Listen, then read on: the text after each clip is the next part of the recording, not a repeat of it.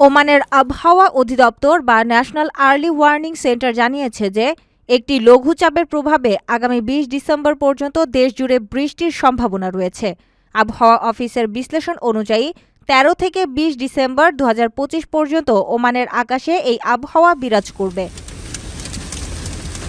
পূর্বাভাসে বলা হয়েছে, এই সময়ের মধ্যে ওমানের বিভিন্ন গভর্নরেটে হালকা থেকে মাঝারি এবং কোথাও কোথাও ভারী বৃষ্টিপাত হতে পারে।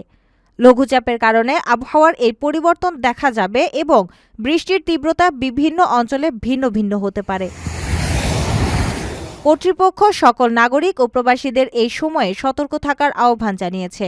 বিশেষ করে বৃষ্টির সময় রাস্তায় দৃশ্যমানতা কমে যাওয়া এবং ওয়াদি বা নিচু এলাকায় পানি প্রবাহের সময় বিশেষ সতর্কতা অবলম্বন করতে বলা হয়েছে। এছাড়া আবহাওয়ার সর্বশেষ তথ্যের জন্য সরকারি নির্দেশিকা ও চ্যানেলগুলো অনুসরণ করার পরামর্শ দেওয়া হয়েছে।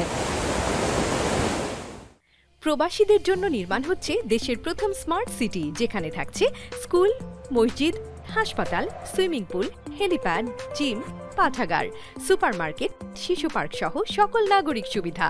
মালিকানা শেয়ার মাত্র ৫ লাখ টাকা। প্লাটিনাম ইনভেস্টরদের জন্য ঢাকা বিমানবন্দরে ভিআইপি প্রোটোকল সুবিধা। বিস্তারিত জানতে যোগাযোগ করুন স্ক্রিনে দেওয়া হোয়াটসঅ্যাপ বা ইমো নাম্বারে।